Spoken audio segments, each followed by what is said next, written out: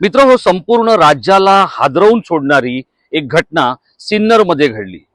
एक भोंदू बाबा ज्याचं नाव आहे अशोक खरात उर्फ कॅप्टन, त्याला 18 मार्चला नाशिक पोलिसांनी अटक केली। आणि या भोंदू बाबाशी कनेक्शन असलेला एक मोठा नेता दीपक केसरकर माजी मंत्री यांचा या संपूर्ण प्रकरणामध्ये असलेला सहभाग आणि त्यांची वेगवेगळी वक्तव्य याच्यामुळे ते चर्चेत आले। आता या अशोक खरात प्रकरणामध्ये एका महिला नेत्याचा बळी गेलेला आहे। खरं तर तो बळी गेला नाही असं म्हणावं लागेल। याचं कारण काय तर ती नेता जी आहे रुपाली चाकणकर ही स्वतःच त्याला कारणीभूत आहे। आता मी या क्षणाला जो आहे तो आहे सावंतवाडी पासून अवघ्या 12-15 किलोमीटर अंतरावर। सिंधुदुर्ग जिल्हा महाराष्ट्रातला सगळ्यात छोटा जिल्हा, अत्यंत फळा फुलांनी समृद्ध असलेला, मत्स्य संपदेने समृद्ध असलेल्या या जिल्ह्यामध्ये दीपक केसरकर हे गेले जवळपास 30 वर्ष राजकारण करतात। पण महाराष्ट्रातला एक भोंदू राजकारणी अशी त्यांनी स्वतःची प्रतिमा बनवलेली आहे। आता मी ज्या वेळेला आपल्या बरोबर या व्हिडिओमधून संवाद साधतोय त्यानंतर बरोबर तासाभराने ते एक पत्रकार परिषद घेणार आहेत। आणि ही पत्रकार परिषद एकनाथ शिंदे यांच्यासाठी, त्यांच्या पक्षासाठी आणि कदाचित दीपक केसरकर यांच्यासाठी सुद्धा अडचणीची ठरू शकणार आहे। हे अशोक खरात प्रकरण एका बाजूला सुरू आहे, दुसऱ्या बाजूला म्हणजे हे माजी मंत्री आहे दीपक केसरकर, रुपाली चाकणकर तर घरीच बसले आहेत। आणि आता नरहरी झिरवळ हे जे अन्न आणि नागरी पुरवठा मंत्री जे आहेत त्यांच्या बाबतीमध्ये सुद्धा जो प्रकार घडला, एका तृतीयपंथी बरोबरचा त्यांचा जो व्हिडिओ आहे तो व्हायरल झाला। या सगळ्या गोष्टी पाहिल्यानंतर पुरोगामी महाराष्ट्र, मर्द मावळ्यांचा मराठ्यांचा महाराष्ट्र हा तृतीयपंथीयांमध्ये आणि एजंटांमध्ये अडकलाय का असा प्रश्न पडतोय, अशी परिस्थिती आहे। काय आहे सगळा मामला मी आपल्याला संक्षिप्त स्वरूपात यथाशक्ती समजवण्याचा प्रयत्न करणार आहे।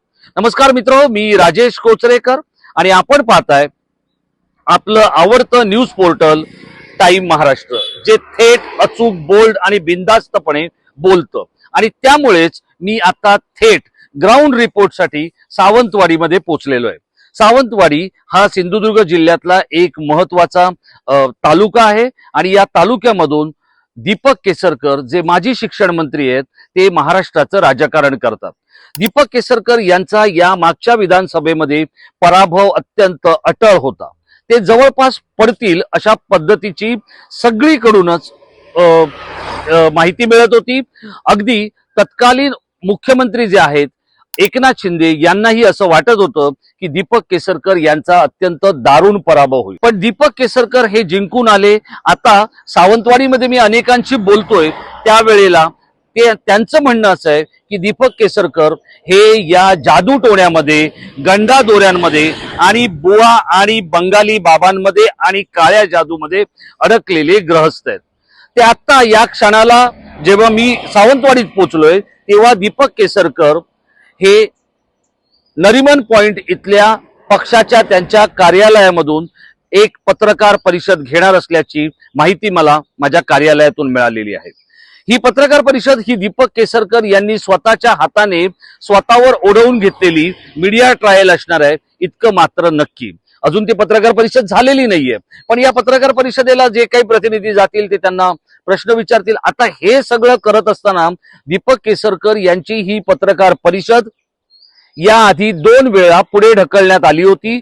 एकदा त्यांना सांगण्यात आलं होतं की तुम्ही पत्रकार परिषद घेऊ नका, पण ते ऐकायला तयार नाही आहेत आणि ते पत्रकार परिषद घेण्यासाठी अगदी आग्रहाने किंवा हट्टाने पेटलेले आहेत। याचं कारण काय तर त्यांचं म्हणणं असं आहे, माझी नातेवाईकांमध्ये बदनामी होते, त्याबद्दल मला स्पष्टीकरण द्यायचं आहे।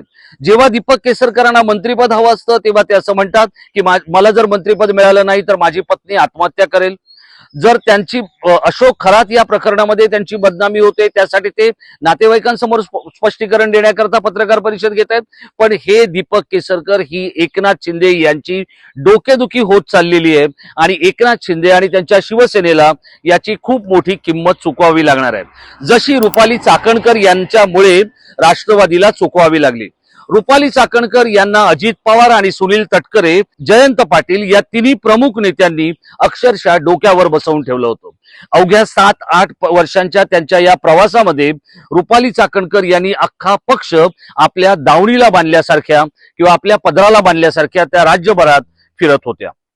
रुपाली चाकणकर यांच्या कडून 2 पद्धतीचे राजीनामे घेण्यात आलेले आहेत. बघा, 18 मार्चला मी आपल्यासाठी किंवा आपल्या या माहितीसाठी थेट सावंतवाडीत का पोहोचलोय हे आपण समजून घ्या.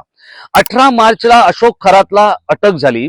18 मार्च नंतर आपण पहिला व्हिडिओ केला तो 20 मार्चला केला आणि त्या व्हिडिओला आपण जो प्रतिसाद दिला तो प्रतिसाद होता साधारण 2,10,000 त्याला व्ह्यूज आलेले आहेत.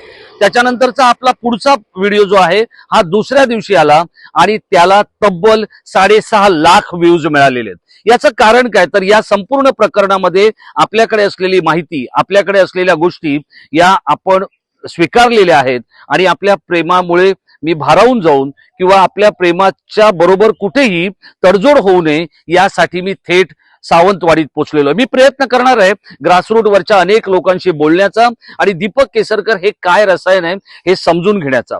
आता ह्या सगळ्या गोष्टी घडत असताना एका बाजूला हे अशोक खरात प्रकरण घडलं. आता अशोक खरात हा जो प्राणी आहे की ज्याने हे सगळं केलं, बघा मी आपल्याला असं म्हटलं होतं की हे जळगाव वासनाकांडापेक्षा भयंकर प्रकरण आहे. यातला एकच मुद्दा मी आपल्याला सांगतो. जळगाव वासनाकांडामध्ये 3 वर्षामध्ये जवळपास 500 महिला किंवा तरुणी या अन्यायाच्या आणि अत्याचाराच्या शिकार झाल्या होत्या. त्यामध्ये फक्त 47 लोकांनी तक्रारी नोंदवल्या होत्या किंवा 47 महिलांनी पुढे येऊन तक्रारी नोंदवल्या होत्या. आता या प्रकरणामध्ये काय झालेलं आहे, हे प्रकरण जवळपास 16 वर्ष 17 वर्ष हा त्याचा उदयकाल आहे. कोणाचा? अशोक खरातचा. 17 वर्ष तो हे सगळं करतोय, पण 16 वर्षापासून तो हे अत्यंत जोरकसपणे या सगळ्या गोष्टी करतोय आणि त्याच्याकडे घेऊन जाणारे जे काही लोक आहेत त्यामध्ये दीपक केसरकर हे त्याची प्रसिद्धी करत होते, वेगवेगळ्या मान्यवरांना नामवंतांना त्याच्याकडे घेऊन जात होते. रुपाली चाकणकर हे तर त्याच्या संपूर्ण त्या ट्रस्टच्या विश्वस्तच आहेत. आता प्रश्न येतो तो फक्त या अशोक खरात बरोबर छायाचित्र आहे म्हणून कारवाई होणार की नाही याचा. पण फक्त छायाचित्र आहे म्हणून कारवाई करता येणार नाही अशा पद्धतीचं स्पष्टीकरण नाशिक पोलीस आयुक्तांनी दिलेलं आहे. आता मी जो आपल्याला सगळ्यात रेकॉर्ड ब्रेक जो आपला व्हिडिओ होता की ज्याला 6.5 लाख व्ह्यूज मिळाले होत्या त्यामध्ये मी असं म्हटलं होतं की चाकणकरांना अटक होणार. मित्र हो, आपण लक्षात ठेवा की चाकणकरांचा राजकीय उतरण सुरू झाली आहे हे मी आपल्याला सांगितलं होतं. त्यांचं राज्य महिला आयोगाचं पद गेलेलं आहे. त्याचा राजीनामा त्यांना मुख्यमंत्र्यांनी द्यायला लावलेला आहे आणि त्यानंतर त्यांना प्रदेशाध्यक्ष पदावरून, ज्या महिला प्रदेशाध्यक्ष पदावर त्या होत्या तिथून सुद्धा सुनेत्रा पवारांनी त्यांचा राजीनामा घेतलेला आहे. हा का घेण्यात आलेला आहे, तर या संपूर्ण सगळ्या प्रकरणामध्ये त्यांचा असलेला सहभाग आणि रुपाली चाकणकरांना जर अटक झाली तर राष्ट्रवादीच्या नेत्याला अटक झाली अशी प्रतिक्रिया जायला नको याच्यासाठी रुपाली चाकणकरांचा राजीनामा घेण्यात आलेला आहे. आता गोष्ट आहे दीपक केसरकर यांची.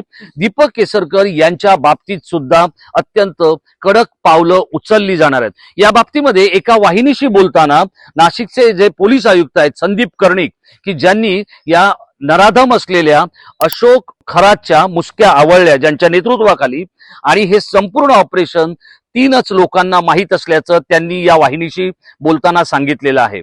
मित्र हो, एक गोष्ट लक्षात ठेवा, हे प्रकरण फक्त 3 लोकांना माहिती ठेवण्याचं कारण असं आहे की वेगवेगळ्या पद्धतीतून दबाव आला असता आणि म्हणून ते राज्याचे मुख्यमंत्री देवेंद्र फडणवीस, पोलीस महासंचालक सदानंद दाते आणि नाशिकचे आयुक्त संदीप कर्णिक या तिघांपर्यंतच ते मर्यादित होतं आणि त्यांच्या कोर टीम पर्यंत मर्यादित होतं. हे कोणत्याही नेत्याला माहिती नव्हतं. हे जर नेत्याला माहिती पडलं असतं तर वेगवेगळ्या नेत्यांनी त्यावर दबाव आणला असता. आता आपण येऊया या सगळ्या गोष्टी ज्या पद्धतीत 18 मार्चला हे सगळं प्रकरण आलं आणि त्यानंतर काही व्हिडिओ समोर आले. 18 मार्च ते आता 28 मार्च आज आपण आजच्या दिवशी बोलतोय, त्यामुळे या 10 दिवसामध्ये अशोक खरातला जे मिळालेले व्ह्यूज आणि त्याला इतर त्याचे जे व्हिडिओ ज्यांनी पाहिलेत यांची संख्या आहे 50 लाख, जवळपास 50 लाख. त्यापेक्षा जास्तच आहे ती, पण 50 लाख हे आपण पकडून धरूया. आता जे दुसरं प्रकरण समोर आलं, राष्ट्रवादीचे नेते असलेल्या नरहरी झिरवळ यांचं, जे स्वतः आदिवासी आहेत आणि त्यांचा एका तृतीयपंथीयाबरोबरचा व्हिडिओ आला समोर. हा व्हिडिओ ब्लॅकमेलिंगसाठी करण्यात आलेला होता. पवन यादव याची ब्लॅकमेलिंगची हिस्ट्री होती आणि त्यांनी नरहरी झिरवळ यांना ब्लॅकमेल केलं. पण मित्र हो, या अशोक खरातचे व्हिडिओ जितके आंबट शौकीन पद्धतीने पाहिले जात आहेत, मी आता महाराष्ट्राच्या सगळ्या छोट्या जिल्ह्यात आहे, पण तिथल्या पारावर, तिथल्या देवळात, तिथल्या एसटी स्थानकावर, तिथल्या रेल्वे स्टेशनमध्ये, तिथल्या सांस्कृतिक कार्यक्रमात सगळीकडे अशोक खरात, दीपक केसरकर आणि रुपाली चाकणकर यांच्याच नावाची चर्चा आहे. हे व्हिडिओ जितके पाहिले जात आहेत त्याच्यापेक्षा अधिक मोठ्या संख्येनं पवन यादव आणि नरहरी झिरवळ यांचे व्हिडिओ पाहिले जात आहेत. या व्हिडिओमध्ये हा जो तृतीयपंथी आहे हा आपले कपडे बदलतोय, या पद्धतीचा जो व्हिडिओ आहे याला जवळपास 60 लाखाच्या आसपास व्ह्यूज आलेले आहेत. मला प्रश्न हा पडतो की जो महाराष्ट्र मर्द मराठ्यांचा म्हणून, मर्द मावळ्यांचा म्हणून ओळखला जातो, तो आता तृतीयपंथीयांमध्ये अडकलाय का? नेत्यांना ब्लॅकमेल करण्यासाठी तृतीयपंथीयांचा वापर केला जातोय, ही या महाराष्ट्राची शोकांतिका आहे. आणि एका भोंदू बाबाने आपल्या कार्यालयामध्ये महिलांचं केलेलं लैंगिक शोषण चवीचवीनं पाहिलं जात आहे. आपण कुठे चाललो? एका बाजूला अवघ्या एका महिन्यात 70 बॅरल असलेलं ऑइलचं, जे काही 70 बॅरल आहे ती किंमत 125 बॅरल पर्यंत पोहोचलेली आहे. म्हणजे 55 बॅरल एका महिन्यात आपल्याकडे इंधनाचा दर वाढलेला आहे, तेलाच्या किमती वाढलेल्या आहेत.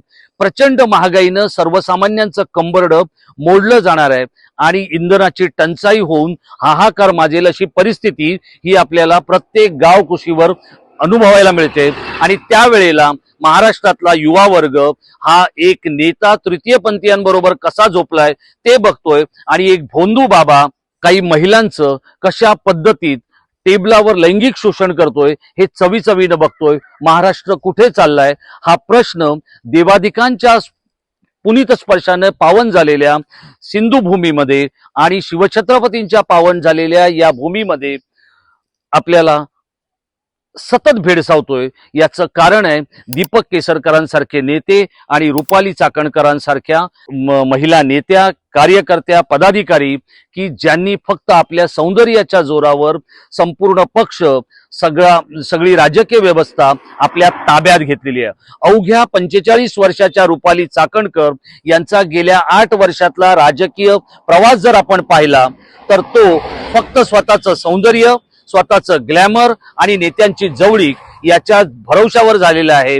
तर दीपक केसरकर यांच्यासारखा अवघे 2 कार्यकर्ते बरोबर घेऊन फिरणारा हा नेता, माजी मंत्री, आता निवृत्तीच्या वाटेवर असताना अत्यंत अपमानित होऊन किंवा अत्यंत लज्जास्पद पद्धतीनं राजकीय पायऱ्यांवरून किंवा राजकीय व्यासपीठावरून पायउतार होईल याचे संकेत सावंतवाडीत मिळत आहेत. मित्र हो, रुपाली चाकणकर आणि दीपक केसरकर यांच्यावरती फौजदारी कारवाई करणार का असा प्रश्न वाहिनीच्या एका आमच्या महिला सहकाऱ्यांनी विचारल्यानंतर संदीप कर्णिक काय म्हणालेत, तर संदीप कर्णिक असं म्हणालेत की फक्त फोटो असल्यामुळे त्यांना सहआरोपी करता येणार नाही.